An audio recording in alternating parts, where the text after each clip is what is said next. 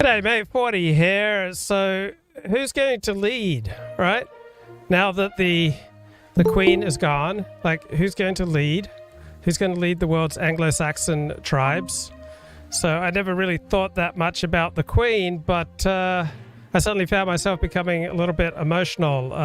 Duvid, the Queen of England, has died at age 96, and England is entering a time of mourning, and there's a new king, King Charles the Third. Do you have any reflections on the death of a queen? Not much. I mean, related to realizations and Judaism, one of those is certainly lineage. And like in Israel, rabbis, their lineage is extremely important. And in fact, I remember specifically, I was at a Sabbath meal and there was someone from London, and they were asking the guy I was staying about his rabbi.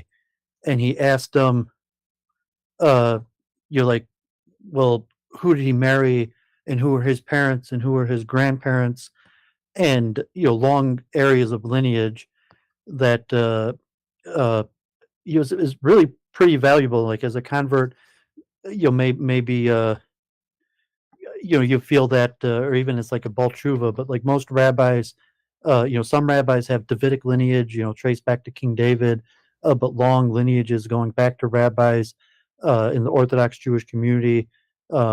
Most people know their lineage going back long periods of time, and second, third, most distant cousins, and so that aspect may be more European-based, Ashkenazic or tribal understanding of Judaism.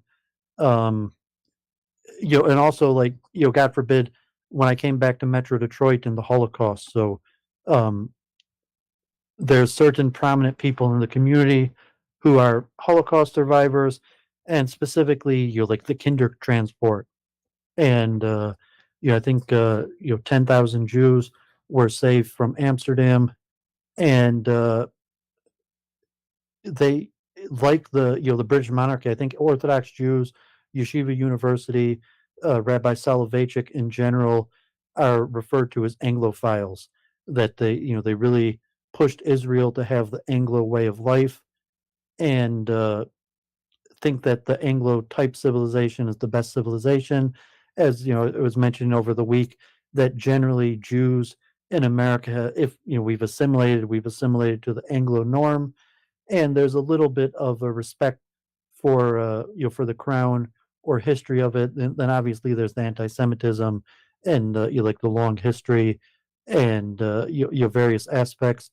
But generally, I haven't really cared. Like as an American or even as a Jew, I never paid that much attention. I did see, I was in Brooklyn. Rabbi Gluck, Edgar Gluck, may live and be well. He's in his 80s. Maimonides Hospital, God forbid I see it going bankrupt, but he was on the board of directors, and he was a police chaplain, and then he was appointed the chief rabbi Galiziana, and he was in the paper. He got a photo op with Prince Charles, now king, and it was a big deal. Like, oh, he has a picture with the prince, and the prince went to this Holocaust memorial event, and so I think King Charles was pretty active. There's probably tens and tens of thousands of Orthodox Jews who have met Prince Charles, and like as I said, in the modern Orthodox community, even some aspects of the Haredi community, there's a strong Anglo-philic element.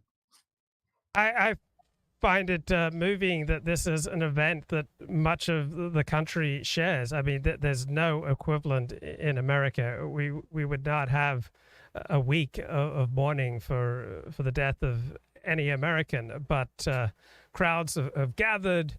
They're spontaneous. Sporting events are cancelled. There's like a national unity and national purpose, and a sense of enchantment, magic, and mystery, and a communal shared experience that I see with the English that that I just find enviable. It's one of the awesome parts of nationalism, how you can have these rituals and these allegiances that bring people together. So in this sense, the English mourning their queen, and I'm looking video of people choking up and being sad. It's similar to the way that Orthodox Jews venerate their leaders and coming together to have rituals in common, to sing songs together, that this is a shared experience. This is like an Anglo taste of the communal experience that Orthodox Jews get to share on a regular basis. Any thoughts on that connection? Yeah, definitely. A few times. I'm not sure if it's issues. You've been having a few of them, but yeah, I mean, as an American, we have celebrity culture. Maybe like Michael Jackson. I guess I remember when Princess Diana passed away, and that was big news, and it just seemed overblown. Like, why does everyone care? And it's a part of nationalism, a part of identity, and then seeing that Jews, especially Orthodox, and then Haredi, and probably Hasidic more than any, this extremely strong form of identity. And the identity is kind of based on the rabbi, like, like the handshaking ceremonies. I never really seen anything like that in my life. Even in the yeshiva in Detroit, even at the Young Israel, it always seems a little bit weird. Like everyone lining up to shake the hand of the rabbi or say good Sabbath to the rabbi, Rosh Hashiva, and then like by Hasidic rabbis, like I have lined up and shook in the hands of rabbis like thousands of times. It's just what we do. Like Sabbath prayer service Friday night, Shal Shudas at the Tish. Sometimes like multiple times on a Sabbath, and like even the Young Israel, even the modern Orthodox, like still everyone basically lines up to shake hands, with the rabbi, and there's no comparison in American secular society, and even like however bit American I am, I always feel out of place when people are doing it. It's like, oh man, am I really going to line up and shake hands with the rabbi? I feel like as an American, there's something wrong with doing it, and it's a group strategy. So it's like best of both worlds fallacy, that a certain level of individualism, you can't really have both ways. So, like as Orthodox Jew, all the eyes on you, all the various things you can't get away with because you're Orthodox, goes together with the benefit of strong group identity. And however much for the Anglo, obviously England has changed and the demographics are changing, and the royal house is probably at one of its weakest points in long periods of time. Obviously her son and Jeffrey Epstein and the scandal and all that, and uh, you know, s- yeah, I was joking. Like, I wonder how far removed from the throne Richard Spencer was. I remember joking about that a few years ago. Like, what would it, like the movie they made? I forget the name, about the American that becomes King of England. Like, I don't know if Richard Spencer's like 400th in line to the throne, or maybe he's like 3,000th in line to the throne. What would it take that they would make Richard Spencer the next King of England?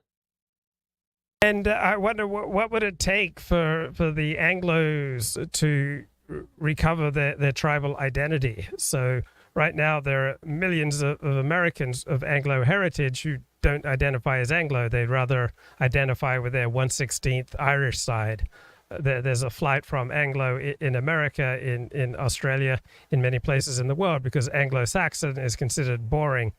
So I wonder if we might ever get an Anglo-Saxon, an English king, a philosopher king, who is able to unite the world's Anglos in a tribal identity, that they have certain values, certain commitments, certain rituals and philosophies and ways of living that unite them. So if the tribal identity, anything akin to what traditional Jews have, they'd be an absolutely unstoppable force. So no one seems to be talking much about the WASP question, but maybe one day the Anglos will rediscover their tribal identity.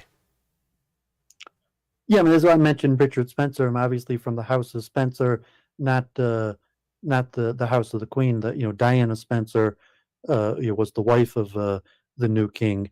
So Richard Spencer from the House of Spencer, with some sort of Zionist concept like that. And like you always mentioned, the Anglican Church is basically just as woke as your Reform Judaism, and it took something, God forbid, like the Holocaust and the creation of the state of Israel to reawaken Jewish identity. And in America, the reality is Zionism's still not that popular. It's most popular among Orthodox Jews, and there's more Israelis that come to America than Americans go to Israel. Standard of living, various things that I would say it'd be near impossible. It'd be take some sort of catastrophic event, or some basically freak event like Richard Spencer would arise to be the leader of the Anglos, and like the ethno state, and the likelihood that Richard Spencer would be able to or become the next king of England and arouse Anglos to return to their ancestral land.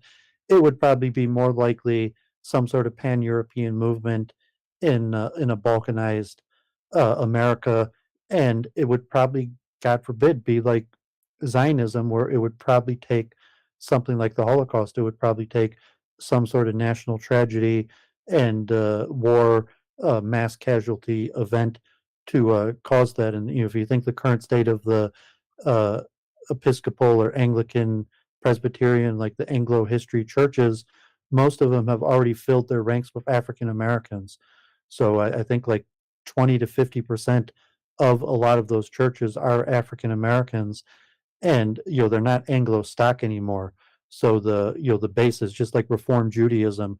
It'd be very difficult to have a Jewish revival movement uh, using Reform Judaism, because Reform Judaism's only like half ethnically Jewish today, and and so you can't really have a strong ethnic Jewish revival movement among a group that's only half ethnically Jewish. And so the remnant of Anglo culture in America has already been too dissipated to even picture something like that, like Seventh Day Adventist. Like that, it'd be not a mainstream movement. Like you're a Seventh Day Adventist, and they're probably more ethnically Anglo than the mainstream Anglican Church. So I mean, if you looked at your colony where you grew up in Australia, of just pure blood ratios, you're probably they're probably still have a higher blood quanta of Anglo identity than than the Anglican Church and the Episcopalian or Presbyterian, all the various historical Anglican Church, right? With the Seventh Day Adventists, they have a very high percentage of non-white people, so it's not primarily an Anglo movement. So not even them. I mean, it just doesn't exist to have a diaspora Anglo group that maintained a high blood quanta. Well, in the Anglican Church, you'd find some of that. But I want to play just 15 seconds here from Queen Elizabeth when she was taking over. Says, I declare before you all that my whole life, whether it be long or short, shall be devoted to your service and to the service and to the service of our great imperial family to which we all belong. So one thing that the monarchy and Britain in general has in common with Orthodox Judaism is a sense of a life of service and a life of obligation. So kind of the American thing is follow your bliss, but the British thing is much more follow your obligations. So much of the American ideal is that you go inside to find out who you are, but in the English conception of life, you go outside yourself to find out who you are. So in those senses, the British way of life is somewhat similar to the Orthodox Jewish way of life, because the Orthodox Jewish conception is not follow your bliss. It's very much follow your obligations. Who's the quote? Lean. I mean, it's some British female royalty. Lean back and think of England. Right. That wasn't It's a that quote. historical? I'm not sure. I'm not sure any English royalty said that, but it is an English joke. Yeah. And you think like, oh yeah, there's that strong identity of a duty to the people, but what does it mean to be English anymore? It's like America. It's an ideal. It's no longer a people, and even the royal family, is now intermarried, is in shambles. Like the Prince Andrew scandal, and Meghan Markle, and so there would no longer be this concept of the royal family as representative of an ethnic group. They're representative of an idea or historical force, and that could include and does include large part of people that aren't from that ethnic identity, like you were talking about. We were talking about converts in Judaism, that like Israel, the who is a Jew question, and what role the converts make in Judaism. If you look at England and converts to Angloism, at this point, you know 20% of the Anglo nation are converts, and probably 30-40% of the leadership are converts. So what does it mean for Angloism when so much of the leadership and nation at this point are converts? The Queen, just a couple of days before she died, she stood up, she smiled, and she greeted the new British Prime Minister, right, just 2 days before the Queen's own death. And this is the last photo that we have of the Queen. She is being of service, which is characteristic of her life as a whole. So I want to get to another story before you head off for Shabbat. And this is from the Washington Post. New York set to force ultra-Orthodox schools to teach secular subjects. So new regulations would require private schools to meet state education standards. New York State officials on Friday proposed new rules that would require private schools to prove they are meeting state education standards. So this is a long-awaited response to allegations that conservative Jewish yeshivas failing to deliver lessons in core subjects such as English, math, and science. Schools that refuse to comply could lose their designation for meeting the state's compulsory education requirements, and school districts that fail to monitor the private schools could lose state funding. These rules would apply to all private schools, religious or not, but they come in response to years of accusations that many Orthodox schools in Hasidic Jewish communities spend virtually all their time studying Torah and Talmud, religious texts, leaving children without the education that state law requires they be offered in English, math, science, and social studies, along with a handful of other topics. Any thoughts, David? Yeah, Mahav Galitzin was messaging me all about this, and I've been following this issue for really decades now, and the legalities of, is this really a legitimate news story? They finally passed some sort of regulation. Uh, Technocratically, what does it really mean? It means that there'll be contingencies upon funding, and the Jewish private schools get a significant amount of government funding and make it contingent. What will be the enforcement mechanism? Will there be any change? And the greater cultural issue, like I said, that historically most Jews have assimilated, and we've assimilated towards Anglo norms, and the one holdout are Haredi. And if you question, are you really more American as a Jew, like, are you really more American because you've assimilated towards Angloism?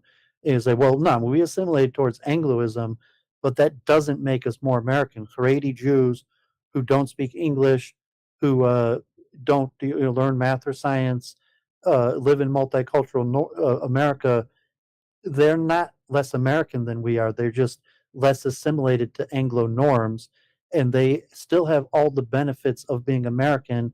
They just don't have the benefits of having assimilated to Anglo norms. And I assume this battle will be fought. It's probably mostly pushed on by secular Jews, like you're saying, like even the level of like converts, uh, uh, assimilated Jews that want to have the high ground and are pushing for punitive action towards Haredim, and also by budgetary concerns like inflation. Times are tough, and we have to cut the budget. like crime. It's catch and release. People commit crimes and get right out. And can we really afford to, as the U.S. government, to pump so much money into these Haredi schools and not even hold them to any standards? But I would assume that they're not going to win this battle in terms of assimilating to Anglo norms, Haredim. They might lose their funding. So even if they took the funding away from them because they didn't meet those standards, I would guess that probably 75-80% of them would just not get the funding as opposed to meet the standards. And if it came to a level where after they take the funding away, are they really going to try to force them? And considering the level of education, and you're saying that there's not many white people left in New York City, and you're looking at the level of quality of education relatively in New York City. Are you really going to push, say like, no, you Haredim must do different?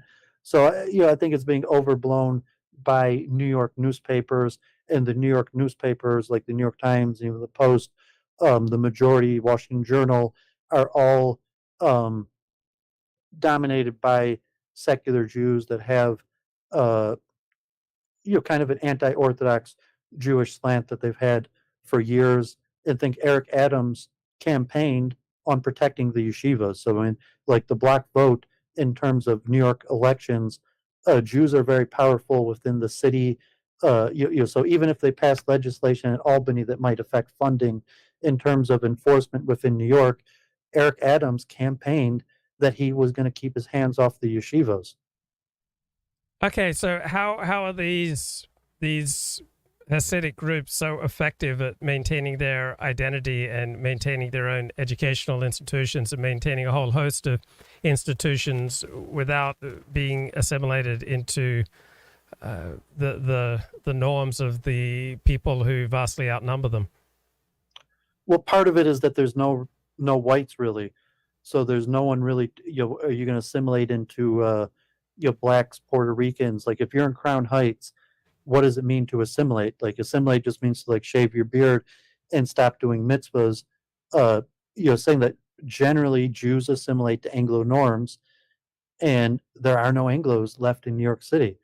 So like assimilation in that sense, and even assimilating, like that's not really assimilating. If you live in New York City, like assimilating to Anglo norms may or may not help you. And even in terms like education, if you compare what your average New Yorker is doing, like you're there in LA. So if you're thinking like, does that mean assimilate? Like if you were an Orthodox Jew in LA and you're thinking like, where like there's only 20% whites in Los Angeles, and most of the people are Hispanic or various things, what does it mean to assimilate? And to some extent, the window of assimilation is probably over. That like assimilation probably uniquely refers to white passing specifically, and saying that say there's no whites left. So what does it mean to white pass now when Jews are already the whitest people in those neighborhoods? Oh, whites are still about 70% of the populations, not in the inner city, but overall in the country. But anyway, I know it's almost going to be Shabbat where you are, so let's catch up next week. Good to talk to you, David. Yeah, great. Shabbat shalom. Shabbat Have a great shalom. Shabbos. Okay, take care. Okay, Laponius, you're going to be really excited about this. You're going to find this so helpful. But Laponius, have you read the book Soundtracks? The Surprising Solution to Overthinking? And you're probably saying, 40, how does a humble servant of the truth such as myself find a difference between overthinking and productive thinking? And the difference is, I learned in this book that with overthinking, you don't take action. All right. So if your thinking is leading to action, that's the right amount of thinking. So it quotes from a book called The Power of Bad, How the Negativity Effect Rules Us and How We Can Rule It. And Laponius, you keep bombarding me with questions. 40, how can I transform and transcend from my current negative frame of mind to become, Susie Sunshine? Well, here is how Laponius can become Susie Sunshine. There is no opposite of trauma because no single good event has such a lasting impact. You can consciously recall happy moments from your past, but the ones that suddenly pop into your head uninvited, the involuntary memories, tend to be unhappy. So your brain builds on overthinking's habit of negativity by doing these 3 additional things: lying about your memories, confusing fake trauma with real trauma, and believing what it already believes. Now, you're saying, 40, what are 3 actions whereby I can change my thoughts from a super problem into a superpower? I'm so glad you asked. Number 1, retire your broken soundtracks, right? The familiar grooves of your thinking that's not serving you. 2, replace them with new soundtracks. 3, repeat the new soundtracks until they're as automatic as the old ones.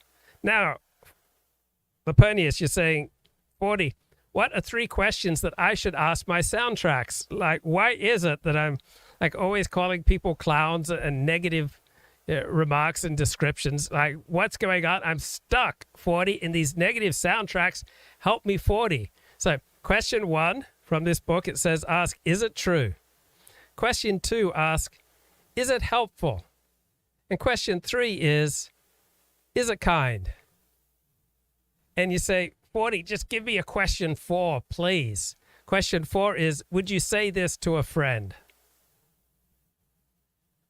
And then you're saying, 40, but what soundtrack should I borrow? Should I borrow from 40 soundtracks of love and gratitude, faith, hope, optimism?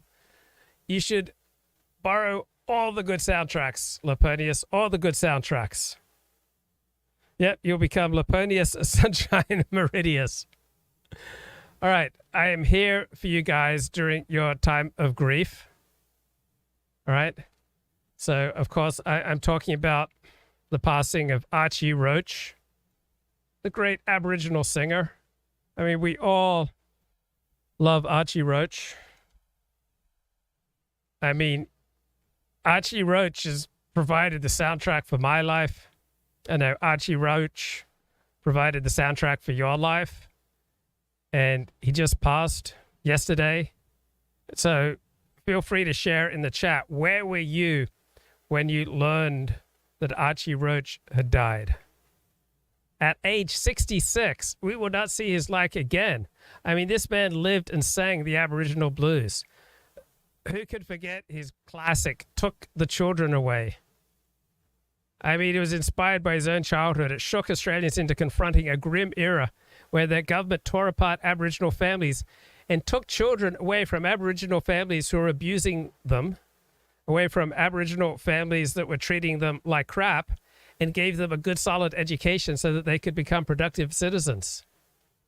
I mean, so grim, so dark. My God. Archie Roach. He was born in 1956 as a memory of a tall black man with long limbs and curly hair reaching toward him while police officers were grabbing him. And the police officers, they were grabbing Archie Roach's father for no reason whatsoever, just because he was black and they were white. Right? Archie Roach was raised by white people. And for years he thought he missed Scotland because his foster father was Scottish. Eventually, he got in touch with his Aboriginal side, and many of us these days are getting back in touch with our Aboriginal side. We're joining a specific Aboriginal tribe. We're taking on those obligations, responsibilities. And it was a homeless, one-armed Aboriginal man named Albert. Really helped Archie on his journey. So Albert took care of Archie. He showed him where in Sydney Archie could sleep free of charge. And he taught him how to productively panhandle. And he taught him how to drink. So Archie began drinking with his one-armed Aboriginal friend Albert from morning until night. I mean, what a beautiful love story. And when he looks back now, he sees the darkness that would have touched his soul unless they numbed it with beer and port and sherry. Because they were part of an obliterated culture. All Aboriginal suffering is a responsibility of white people. Now, you're saying, 40, did Archie ever find his family? And if so, where did Archie Roach find his family? Well, he ran into one of his sisters at a bar in Sydney.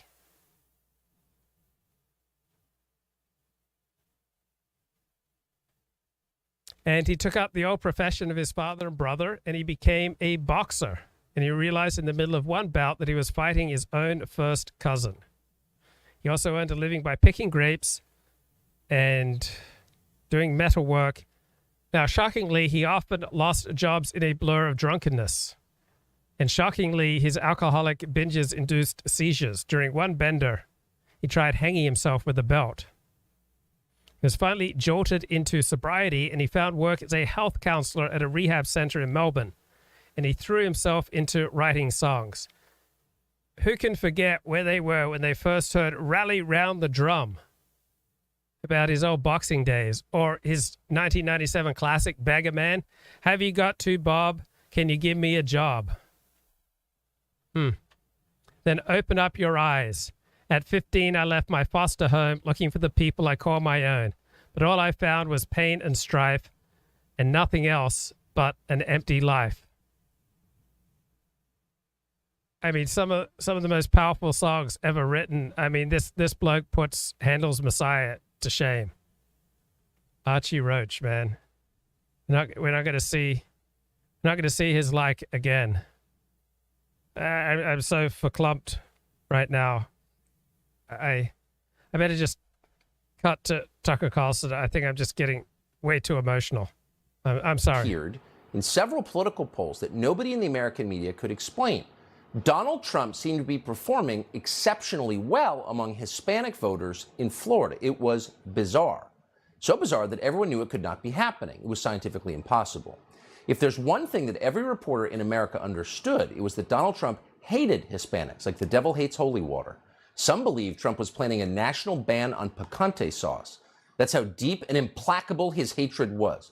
And yet, according to what journalists refer to as the data, actual Hispanics seem to like Donald Trump. Cognitive dissonance is the term that describes what happened next. How could the numbers show something that couldn't be happening? So the Miami Herald looked into it, and their conclusion was fairly straightforward. Hispanic voters in Florida were mentally ill and also evil. As one Miami Herald columnist put it, quote, Donald Trump's Cuban-American followers suffer from Cuban supremacy syndrome. It's an old national ailment of the soul. So that was the diagnosis, something called Cuban supremacy syndrome, a serious but previously unknown medical condition like ADHD or long COVID. Someone had better call a doctor. This could be fatal. But before the medical establishment could intervene to save Hispanic voters from themselves, this ailment spread like the virus it was, first from Florida, then to Texas, and then across the country. By 2020, it was endemic.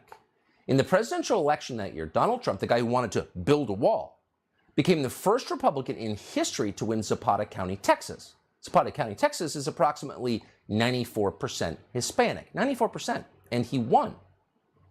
For the Democratic Party, this was an emergency, made worse by the fact that there were no Cubans in Zapata County, Texas. It's pretty much all Mexican Americans. So Cuban supremacy syndrome could not be the cause of it. And that's when a man called Eduardo Gamarra came to the rescue. Now, Gamarra is a blue-eyed college professor from Florida who has somehow convinced news organizations that he is the world's authority on what recently arrived poor people from Central America really think. And he had a new diagnosis. Gamarra, NBC News reported, found a, quote, casual link between misinformation and disinformation and how Spanish speakers have voted in recent elections. Of course, it was obvious Putin did it, just like Putin caused inflation and monkeypox and that war in Europe. According to Professor Gamarra, Hispanic voters were just too stupid to realize what was going on. They had no idea they were being fooled. They're just too dumb. To Democrats, this explanation made perfect sense. Of course, and they bought it. A survey last month from WPA Intelligence found that more than half of CNN and MSNBC viewers now believe that, quote, disinformation is compelling Hispanic voters to vote Republican. Here's NBC, quote, news. It's a phenomenon that's having real-world effects. In Florida, 40% of Cuban Americans say they don't believe President Joe Biden was legitimately elected. And given that Latinos spend more time on social media than their non-Hispanic white counterparts, it's a problem that's not going away. But it's not just happening in Florida. In Texas, Democratic strategists are sounding the alarm about a wave of misinformation aimed at Latinos heading into 2022. Did you hear that? Democratic strategists are sounding the alarm that Latinos spend so much time staring glassy-eyed at their phones that they now have questions about the fairness of the last election. Huh. How to fix this? Obviously, we're going to need a lot more censorship to keep this disinformation away from all those gullible Latinos. Someone get Mark Zuckerberg on the phone immediately. It's hilarious. The bad news about the Democratic Party, obviously, is that it has become authoritarian. The good news is it remains ridiculous. These are people who believe their own improbable propaganda. So that's not the real explanation. So what is the answer? Why exactly are Hispanic voters moving to... Okay, let's go to Elliott Blatt. Mr. Blatt, how are you, sir? Good. Doing well, Luke. I'm in the car, though, so be advised. That's a very American place to be, mate. Yeah, it feels good. I feel American. I feel bonded with my country when I'm in the car, bro. At a stoplight, no less. Still feels good. Beautiful, beautiful. So, I tuned in late, so I didn't catch the opening. So I don't know if there's a burning issue of the day or not. Well, I don't want to step on your insights. You're about to talk about what's going on in the Donbass. What happened in the Donbass? I don't know, mate. I'm just so verklempt. I'm just so emotional about the passing of my queen that it's hard for me to think straight. How are you holding up over the passing of Queen Elizabeth? Yeah, it's very funny. I never had any feelings one way or the other about the British royalty, but a lot of people really, it seems to resonate with a lot of people, and I never quite understood why. How about you? Did you? I never had any strong feelings about it. I mean, in general, all things being equal, I think traditions are good. All right, I'm not wedded to them. So if something better comes along, I'm open to it. But generally speaking, I think traditions are good. Rituals are good, and traditions and rituals that bring people together and create a shared experience and therefore a shared energy and a sense of identity, that these things are wonderful. And so seeing England coming together in mourning and in prayer and in ritual and in song and having a shared experience, I think that's amazing. I'm jealous of that because it would be so much harder to have anything like that as an American. Yeah, I remember talking to a Japanese guy, and he was trying to explain what the emperor meant in Japan.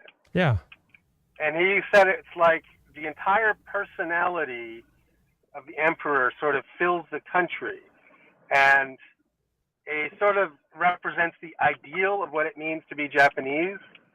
And so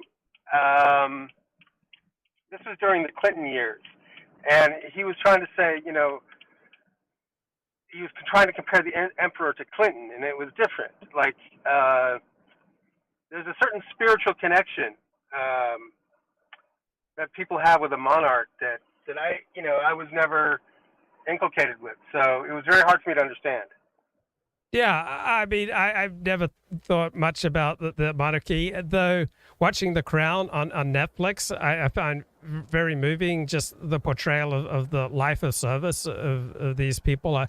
I find moving, and I'm not like terribly devoted to monarchy, but it does seem to serve a useful purpose for many nations, for many individuals, for many societies. And it's not like we suffer from an excess of magic and enchantment and of the transcendent. So, yeah, this is a taste of an enchanted life for people. Yeah, I mean, she's been queen from before I was born. I mean, the length of that reign is amazing. And,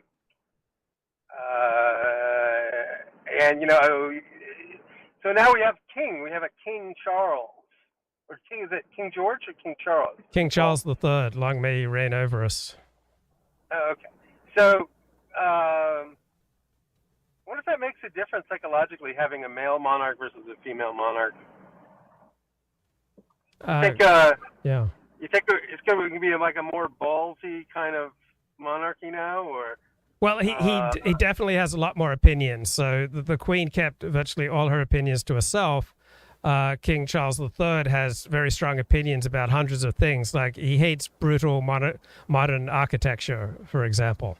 So I agree with him on that. Yeah. Well, what I learned yesterday is like theoretically, the monarch can dissolve parliament at any if he wants to, autocratically, even today. Now, that's not done, but theoretically, that is a power that the British monarch has. And his representative can dissolve the parliament in Australia, and that was actually done in 1975. The government couldn't pass a budget, so the opposition wouldn't vote to pass the budget, and so the nation was spiraling into an unprecedented crisis. And for the first time and only time in Australian history, the Queen's representative, who I think is called the Governor General, Sir John Kerr, he dissolved the parliament and turned over the government of the country to the opposition on the basis that they would immediately call for new elections, and that they would only be that they would pass the budget and then dissolve the parliament to go into elections. And so the Queen's representative, she did force new elections in Australia in 1975. Wow, that's interesting. So so it could be a pivotal moment for all we know. This could be like, the butterfly flaps its wings and one thing leads to another and giant changes take place. We don't know. Right. And I just found it so moving just seeing thousands of English people connected by a common experience, spontaneously joining in common songs. But that idea that people can go out onto the streets and experience something together, and Americans have substituted for the monarchy celebrityhood. So I'm not sure that fascination with Kim Kardashian is an improvement on fascination with King Charles III or Queen Elizabeth or Princess Di. Yeah, no, that's a good point. It's sort of a pseudo royalty, our celebrity culture.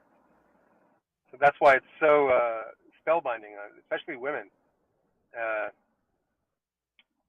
My sister was obsessed with Princess Di. Remember the Princess Di haircut?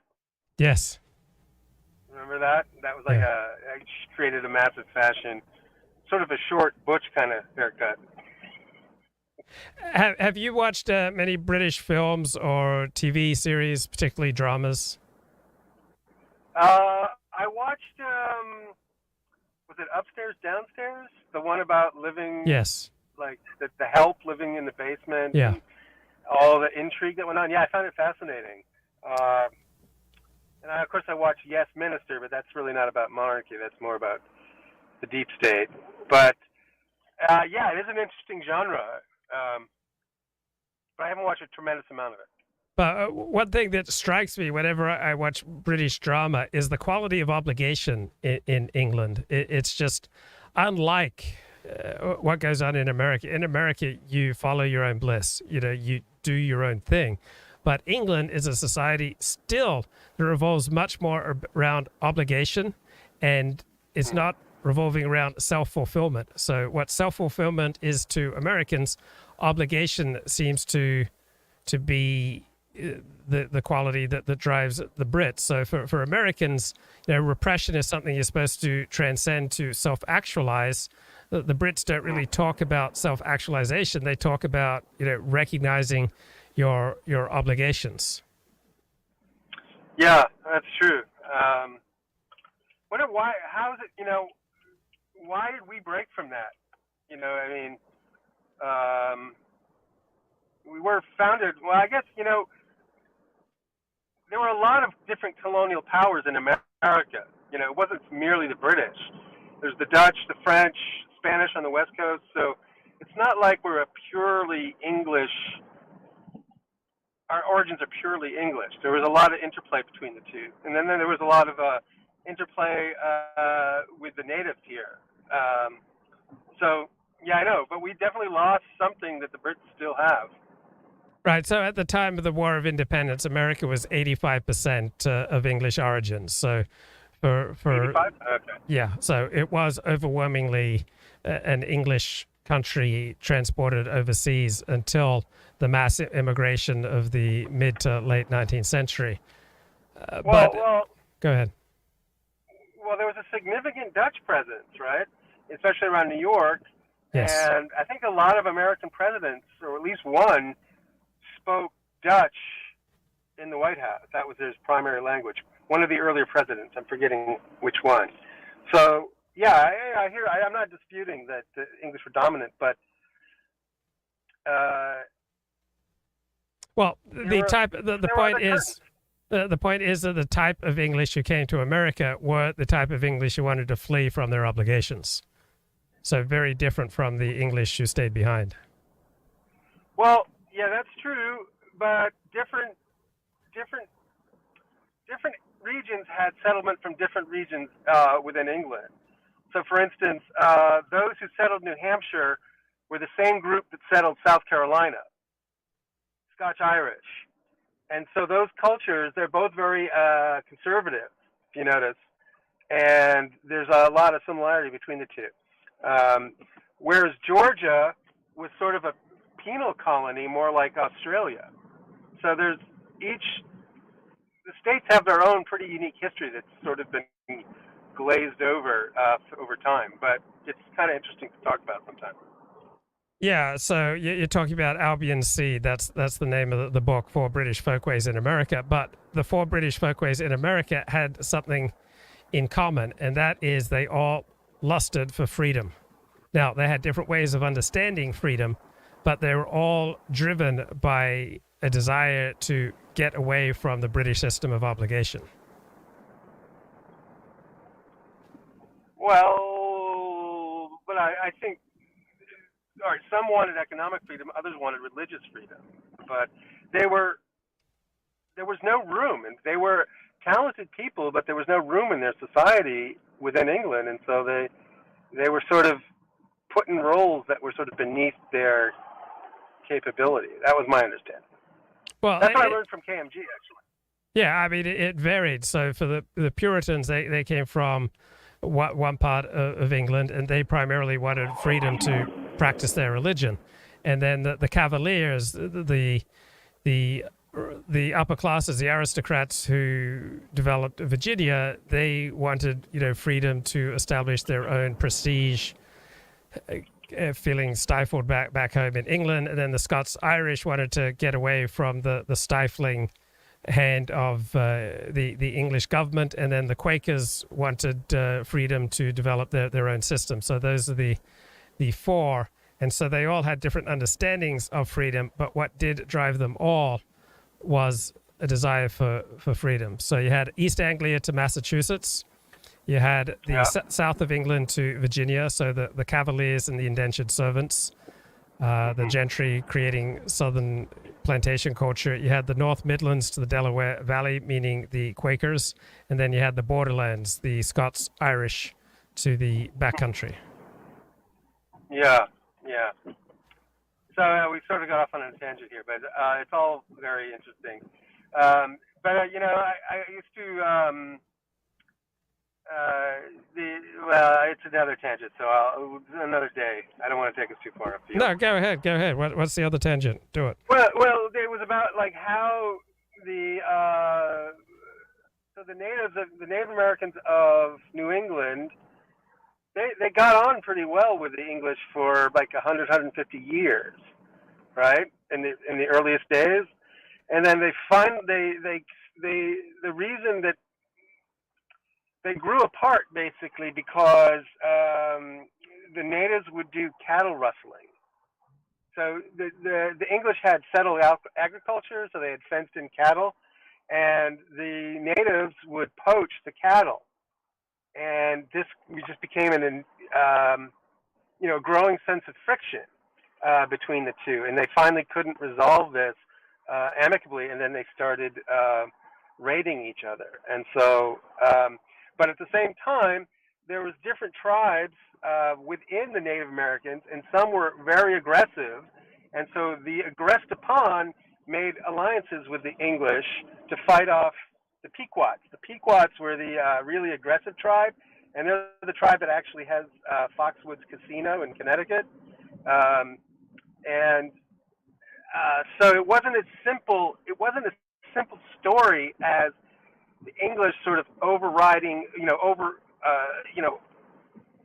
rolling over the natives, as your sort of modern wokester would present the story. It was a story that had a lot of nuance and intricacies that are interesting and thought-provoking.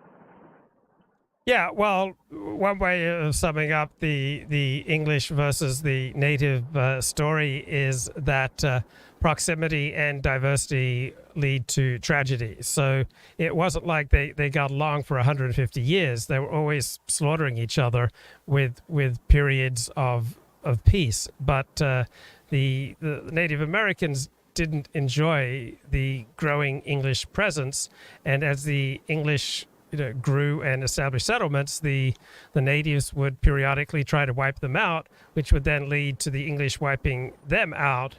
And so you've got two incompatible peoples constantly at each other's necks until one people triumphs over the other people.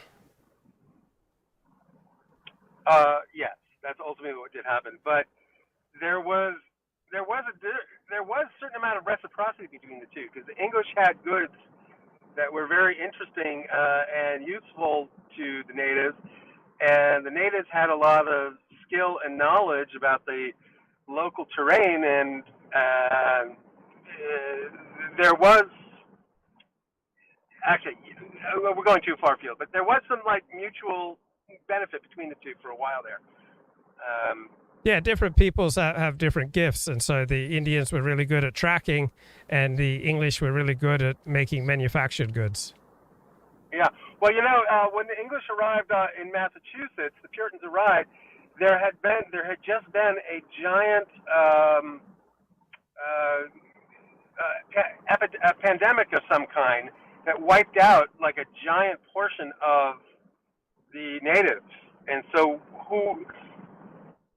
there was only like 10% of what were of the natives that remained from what had been before. Like tons of people had died through a pandemic immediately prior to the arrival of the English, which was sort of a interesting thing. So the English always get the rap for like introducing foreign infections that the natives had no defenses against, but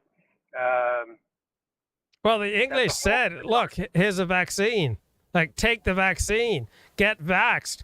But the Indians were listening to disinformation. Right. They were listening to QAnon. Yeah. And the powwows and everything like that. Well, social media. They were listening to disinformation on social media, mate. And yeah. They were showing the peer-reviewed academic studies with the benefits of getting vaccinated, but they preferred to believe disinformation, which is so sad. Sometimes they would get vaccinated, these natives, and they would still get the disease, yet they'd still believe in the vaccination. They were just crazy people, Luke. Crazy. We're going into uncomfortable territory, Luke. So I'm coming home from my little warehouse, Luke. I have a little warehouse now. Oh, beautiful. Are you moving up in the world, bro? Well, don't get too excited. It's basically a 5x8 storage cube. but I've decked it out. I've turned it into a little office/workspace. I'm really stoked. It's like I have a giant sense of accomplishment right now. You should, man. That's great. Hey, did you know that Go ahead. No, go ahead. Oh, my tribal name is Running Booster.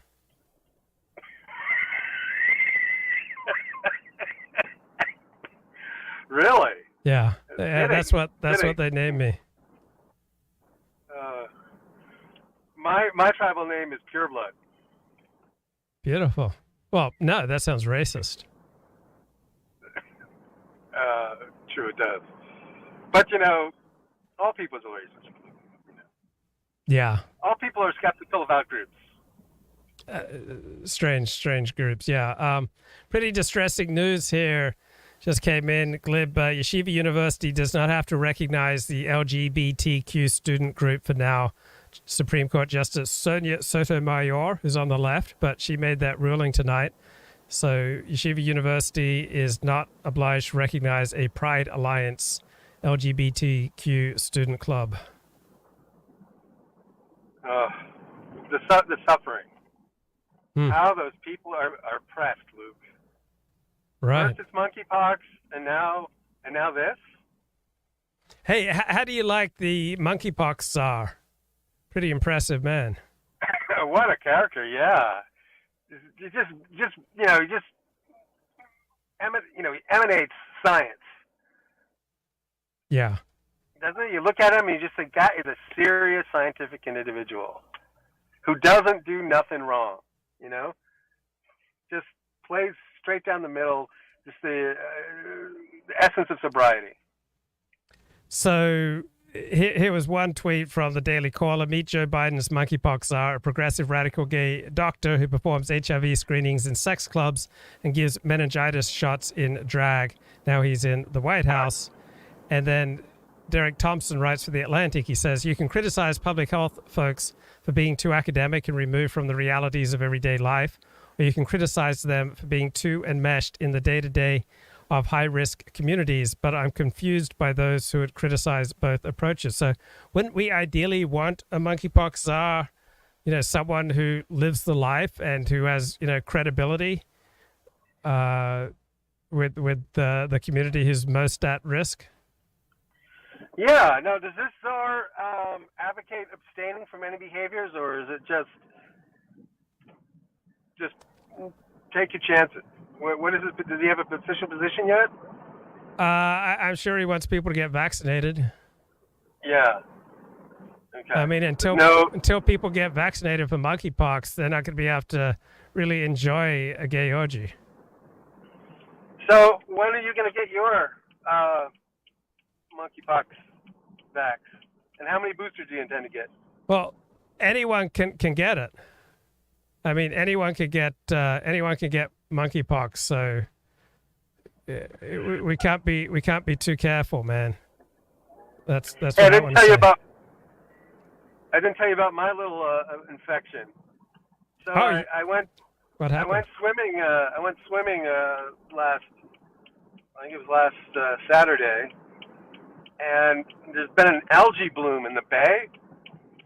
And so, I didn't watch the news or anything. I just went in the water. I swam for like a half an hour, and I got out, and like 30 minutes later, all my skin had burst into this rash. It was ferociously itching.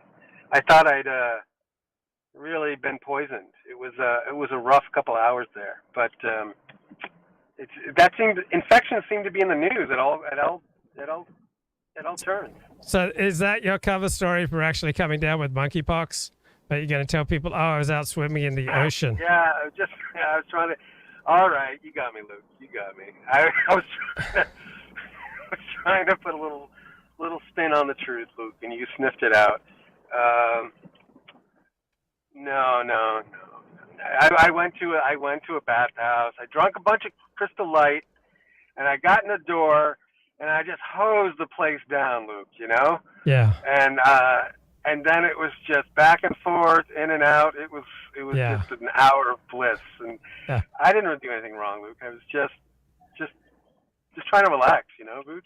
Yeah, I mean, you've been under so much pressure. No one could blame you. So this is, I often get itchy at night. You get itchy at night? Not usually, no. Well, this Except this one time. Yeah, I use Cerave Itch Relief Moisturizing Lotion. It's really cheap, and it moisturizes dry skin, but it's got 3 essential ceramides, so it relieves itching associated with insect bites, sunburn, poison ivy. It's steroid-free, but it's so good. I mean, it really helps my itchiness, so I just start slathering this on myself, just all over my body. With the CeraVe, and it really works, and very reasonably priced on Amazon. So what do you use for your itchy body? Well, I just take a shower, Luke, and that's usually all it takes. That's one element I don't have. You know, we all have different crosses to bear. We already know about my various crosses. My asthma, my wheezing, and then I get really bad athlete feet. What about you? No, my feet are good, but how's your digestion? Are you having regular bowel movements these days? Extremely regular, Luke, because I've doubled my salad intake this past month. I've really made a commitment to eating salads, whether I want them or not. And boy, pays dividends, my dude. Hey, a lot of people find benefit for relieving the itch by going to their local bathhouse. It's one or the other, Luke. It's one or the other. It's either Amazon delivered skin cream or it's a urine filled orgy. There's no difference between the two. There's no moral difference. It's just a matter of style, Luke. Yeah, we shouldn't be too judgmental, right? Right. Hey, right. so I've been reading a book that you're going to enjoy. It's called Soundtracks: The Surprising Solution to Overthinking. So, what are the most prominent soundtracks that go through your head? Not songs, but ways of thinking. You mean sort of background thoughts? Yeah. Yeah. I sort of have two different tracks, and it's either one playing or the other. One is everything's going to work out, right? Mm-hmm. And then the other is everything is doomed, everything is doomed to failure, or everything is just going to unfold perfectly. So at any given moment, one of those tracks is running. Okay, so here are the 3 actions to change your thoughts from a super problem into a super power. 1, retire your broken soundtracks. So that we're doomed. We can retire that.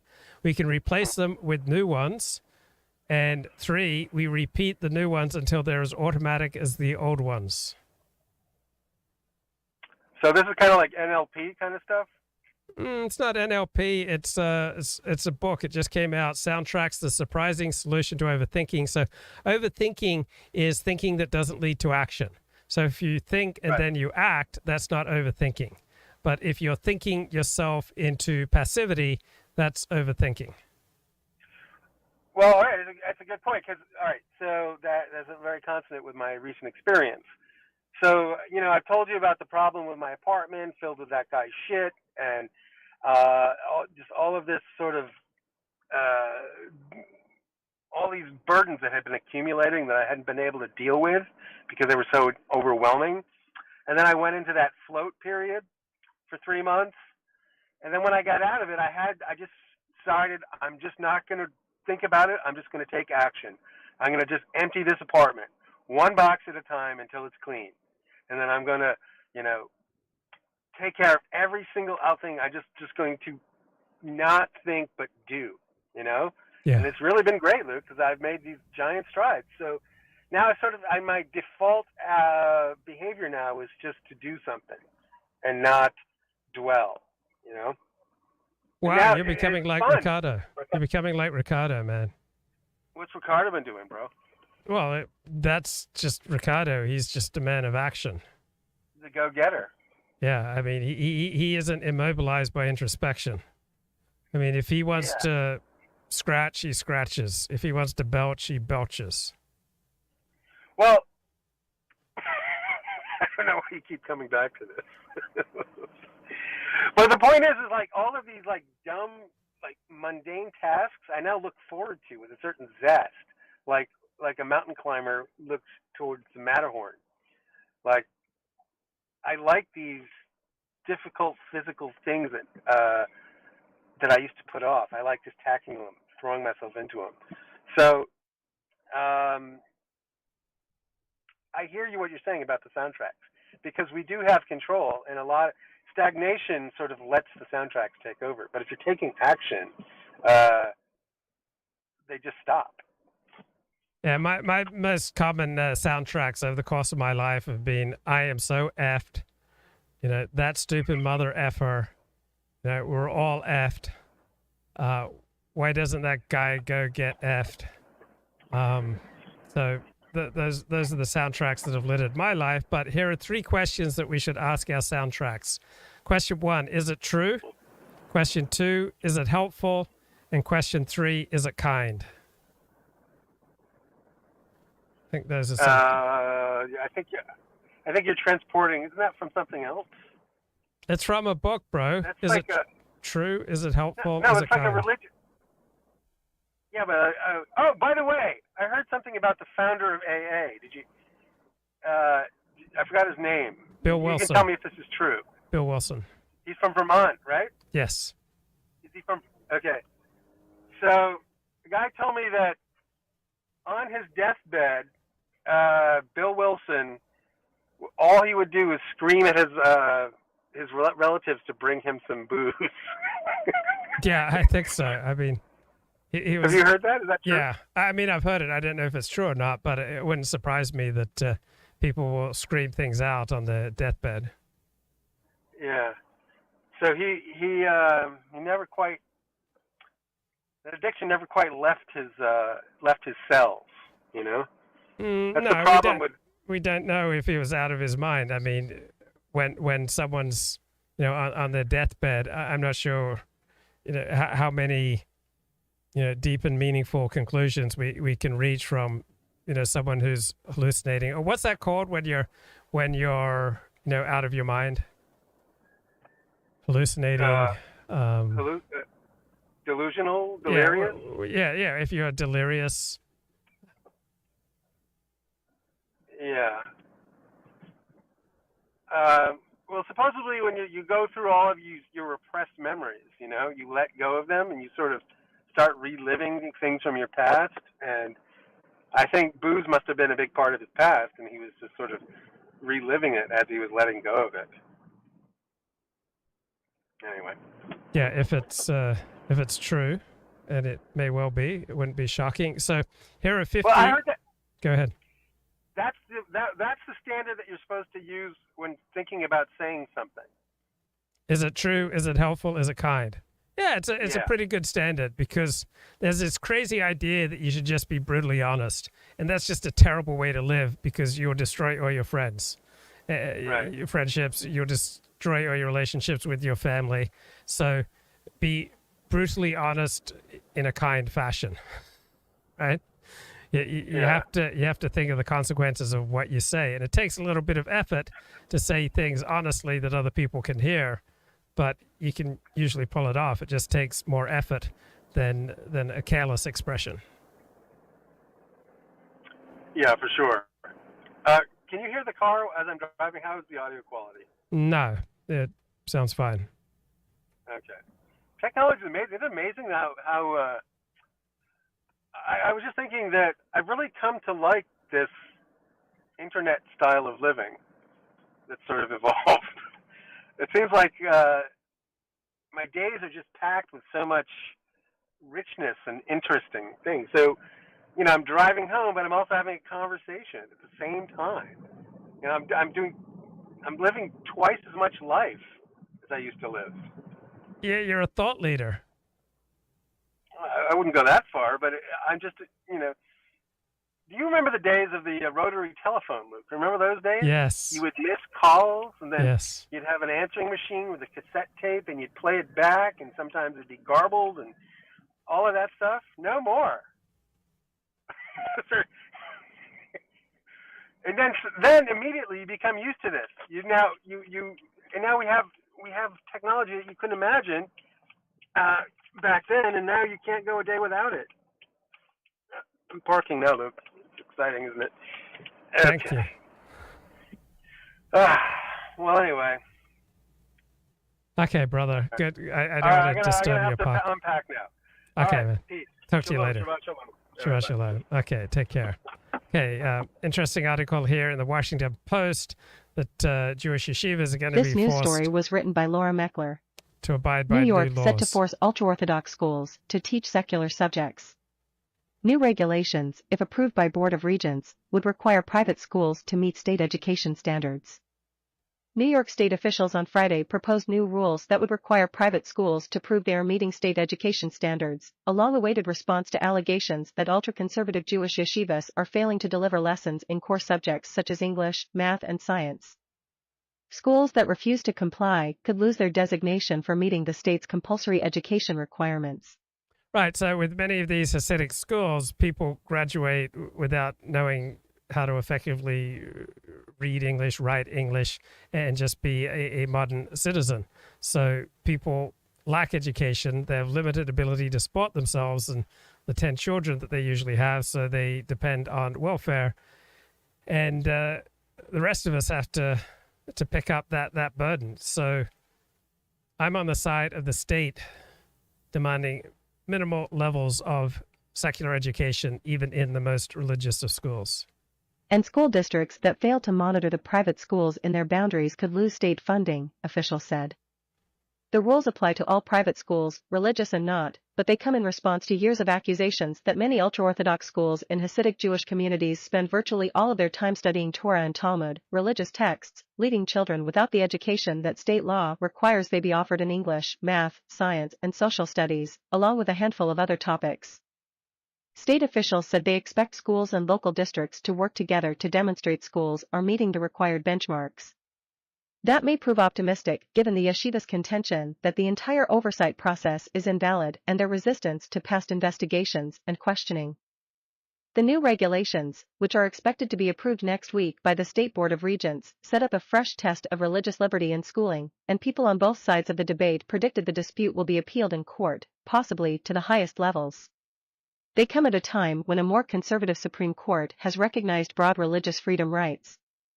Backers of the new rules say they represent important protections for children. Tens of thousands of children have been, and continue to be, denied a basic education, said Naftali Moster, who attended a Hasidic yeshiva in Brooklyn as a child. Frustrated by the substandard education he said he received, in 2012 he founded the group Young Advocates for Fair Education, or YAFT, to press for investigations and enforcement. Right, so I would side with this guy. Tens of thousands of people are being raised essentially to be moochers. To the right, they definitely are.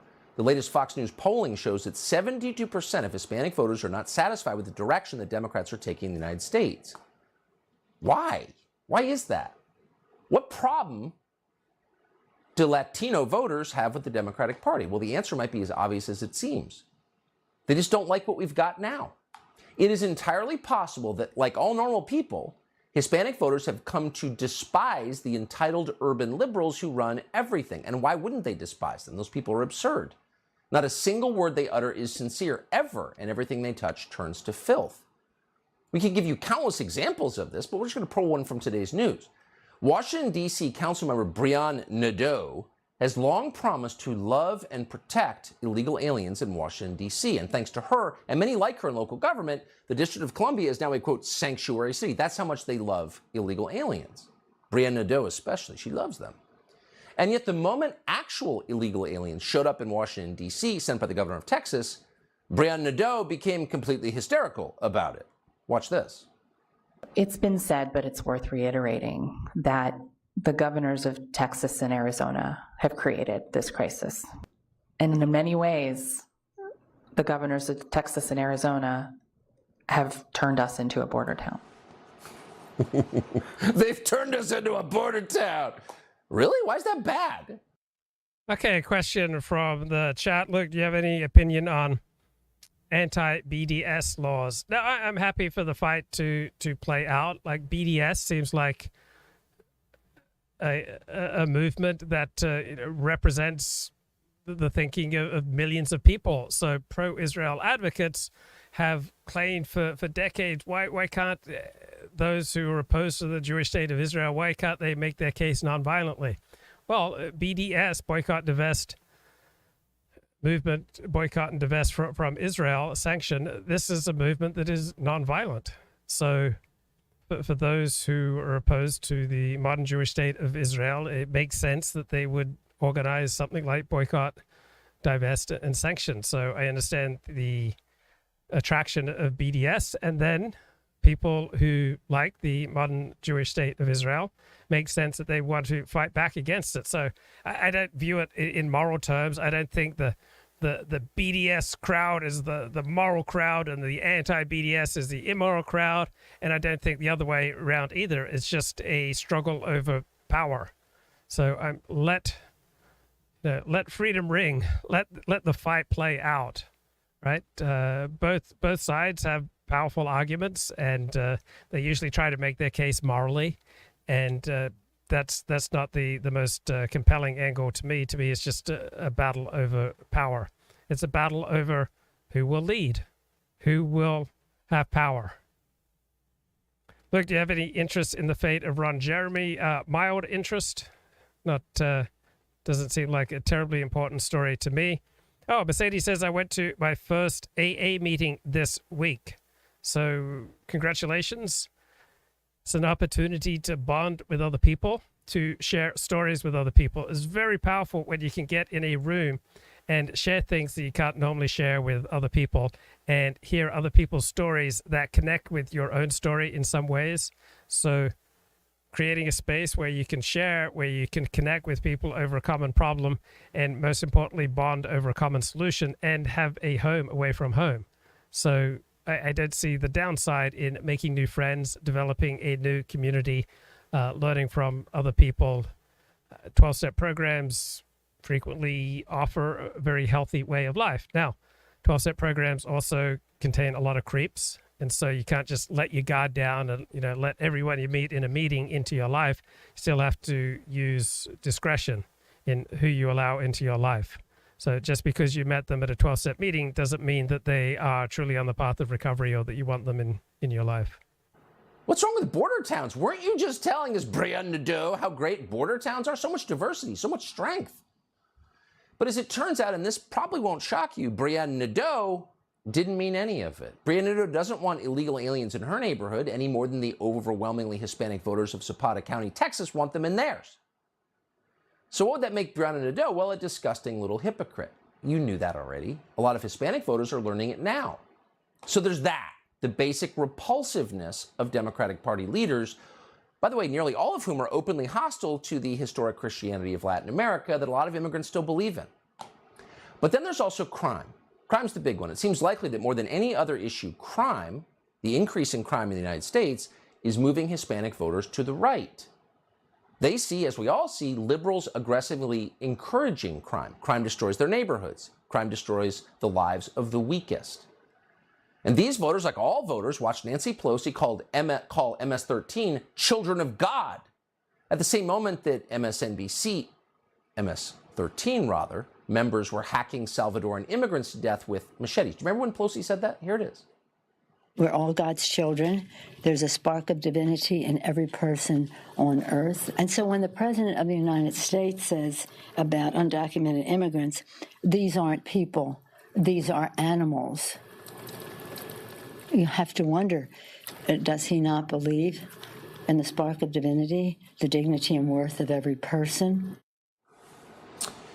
So they watch someone who clearly doesn't actually believe in God invoke God repeatedly to defend something that's completely indefensible. Just a year before Pelosi's heartfelt tribute to MS-13, an MS-13 gang member stabbed a man outside Washington more than 100 times and then beheaded him and ripped out his heart. That was a child of God? No, Trump was right. That was an animal. Hispanic voters can see that. Most of them did not go to Yale Law School, to their great credit. Just days ago, a man called Jose Rafael Solano Landeta beheaded a mother on the street in Silicon Valley. Her two young children watched as he murdered her. Now, who was this man? We reached out to San Mateo County Sheriff's Office officials to learn more about him. We asked, was he here in the country illegally? And here's the response that we got. Quote, I'm sorry, I'm not able to share that information. Well, why is that? Well, we can guess why. Because, of course, there's a very high chance that this man was in the country illegally. And not by accident. Democrats have suspended border enforcement to win the love of Hispanic voters. What they apparently did not realize, because they're not super bright, is that Hispanic voters don't want violent lunatics in their neighborhoods either. They're not into beheading people. Who knew? And there's one other factor that may be moving this large and centrally important group of voters to the right. People whose families have immigrated from the third world may be more sensitive than most to the importance of the rule of law. The rule of law is the one thing that America has always had that the rest of the world has not. That's why people come here. And most immigrants consider it important still. Liberals do not consider it important. They're working to end it. Equal protection under the law is disappearing.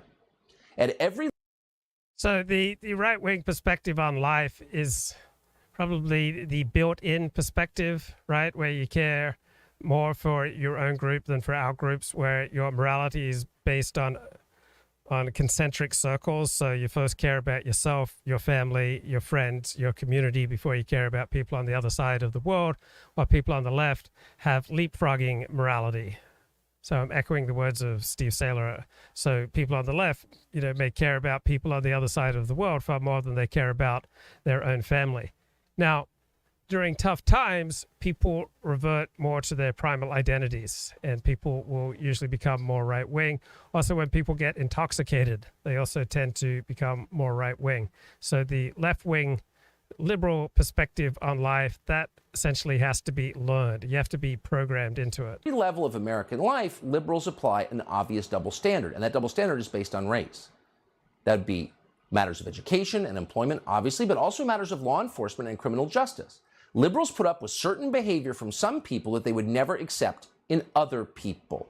That is the definition of unfairness, but you see it every single day. Remember the arrest of that Dominican bodega owner in New York? The guy who was violently assaulted by a man whose girlfriend had tried to rob the store. The bodega owner tried to defend himself, and he stabbed his attacker, as most people would. Authorities in New York charged that man with murder and sent him to jail. And everyone could tell this was a double standard. Would an elderly black bodega owner have been arrested for stabbing a Dominican attacker? Obviously not. No one said it, but everyone saw it. And everyone understood the unfairness of that, including Hispanic voters. Why would they like it? If they wanted to live in a deeply unfair society, they would have stayed in the countries their ancestors came from. But they came here because it's a fair society. That's the main appeal of America. Not a robust economy, but the fact that we're all equal under the law. That's the one thing other countries don't have, and we do or did. So there's a double standard, and everyone sees it. And it's not just the level of bodega owners. It goes to the very top of the Democratic Party, to its top candidates. In South Carolina, for example, Democrats have nominated a Senate candidate, U.S. Senate, called Crystal Matthews. Crystal Matthews was caught on tape recently by James O'Keefe's group, Project Veritas, openly advocating for punishing people because they're the wrong skin color. Not exaggerating it. Here's the tape. My district is heavily Republican, and it's heavily white. Wow. I'm not a stranger to white people. I'm from a mostly white town. Yeah. And let me tell you one thing. You gotta know who you're dealing with. Like, you gotta treat them like Like, I mean, that's the only way they respect you. Gotta hurt white people, or they won't respect you. She said that. That video is real. And yet somehow, no one seems to have noticed. Crystal Matthews is not on the front page of the New York Times this morning. There was no Justice Department investigation into her. That's weird, and everyone knows it's weird. But it's hardly the only shocking news story that's not being covered as a news story. Also missing from mainstream coverage is this video from Memphis of a young criminal promising to murder white people because of their skin color. He already shot a white old man. I'm finna shoot a white old lady. While grandkids in the car. So that video was recorded just a day after the rampage, the murder rampage in the same city, Memphis, committed by a felon called Ezekiel Kelly. Ezekiel Kelly, like so many people who've committed murder recently, was let out of jail early. But no one in charge in the Democratic Party in Memphis seemed bothered by that. In fact, while he was killing people, a state representative in Tennessee, a Democrat called Antonio Parkinson, complained that the real problem was police might hurt Ezekiel Kelly. That was his main concern. Quote, "This is unbelievable. Ezekiel Kelly will probably be killed tonight at the hands of police. We are losing our children," he wrote. Really? That's your concern? So in all three of these stories we've just reminded you of, the bodega owner in New York, Crystal Matthews in South Carolina, the anti-white violence in Memphis, no one's noticing. Joe Biden's DOJ is standing back and doing nothing. In other words, they're allowing violent race hate to flourish in the United States. At the same time, they're telling you white supremacy is the biggest threat we face. This is terrifying on many levels. But above all, once again, it is an attack not on any specific ethnic group, but on a principle that protects all of us. And that's the principle of equal justice under the law. If you move to the United States from Latin America hoping to live under a fair justice system, this might bother you. Okay, I think that will do it for tonight. Take care. Bye-bye.